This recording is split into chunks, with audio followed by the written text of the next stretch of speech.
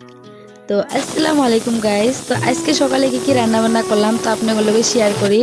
তো এই জায়গায় হয়ে গেল ভাত, আর এই জায়গায় করিয়াত বসিয়েছি তেল।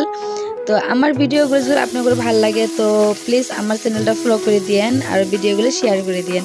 তো এই জায়গায় দেখেন আমি মাছগুলা মরিচ, লবণ, হলদি, তারপর মশলা গুঁড়া দিয়ে এগুলো একদম পাপড় ভাজা করবো, পাপড়ের মতন একদম মশমশা করে ভাজে নিবো। তো দেখেন এই যে সবগুলা মাছই একবারে দিয়ে নিলাম, একদম এক পিসটা ভালো করে হওয়ার পরে আরেক পিসটা ভালো করে উল্টিয়ে নিবো। তো এইভাবে একদম মশমশা করে মাছ ভাজা কার কার ভালো লাগে দেখেন মাছগুলো একদম মশমশা করে ভাজা হয়ে গেছে গা। তো এই যে দেখেন একটা প্লেট আমি নামাই নিলাম, আর কি ধরনের মশমশা হয়েছে তাও দেখাই দিয়ে দেখেন একদম হাত দিয়ে দেন একদম ভাঙ্গে একদম চুরমুড়া হয়ে গেল গা। তো মাছ ভাজা তেলগুলোতে আরেকটু পরিমাণে তেল দিয়ে দিলাম, তার মধ্যে দিয়ে দিলাম জিরা, আর এই জায়গায় পেস্ট করে নিছি আমি সরিষা, মরিচ, পেঁয়াজ, রসুন। তো এগুলো দিয়ে দিলাম কড়াইয়ের মধ্যে। এই জায়গায় বানাবো আমি লাউ ও শাক আর লাফার শাক দিয়ে ছোটো মাছের চচ্চড়ি।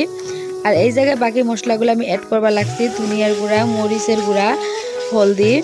তো এগুলো দিয়ে ভালো করে মিক্স করে নিলাম, আর এই জায়গায় দিয়ে দিলাম আমি মাছ। তো মাছগুলো দেওয়ার পরে ভালো করে মিক্স করে নিব। তারপরে এই জায়গায় আমি অ্যাড করবো লবণ।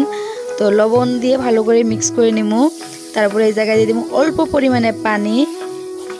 তো পানি দিয়ে ভালো করে মিক্স করে নিব। তারপরে এই জায়গায় দিয়ে দিব শাকগুলা। তো শাকগুলা আগে ভালো করে সাফা করে কাইডে তারপরে ধুয়ে রেখে দিছিলাম।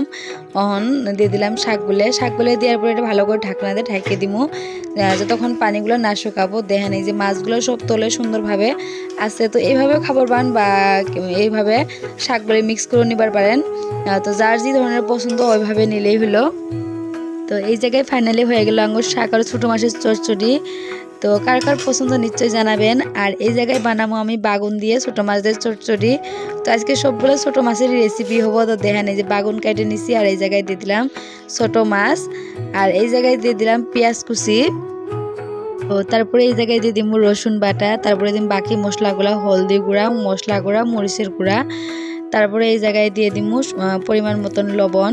তারপরে দিয়ে দিব অল্প পরিমাণে তেল। তারপরে এই জায়গায় দিয়ে দিব কাঁচামরিচ কুচি। তো এগুলা দিয়ে ভালো করে হাত দিয়ে মিক্স করে নিব।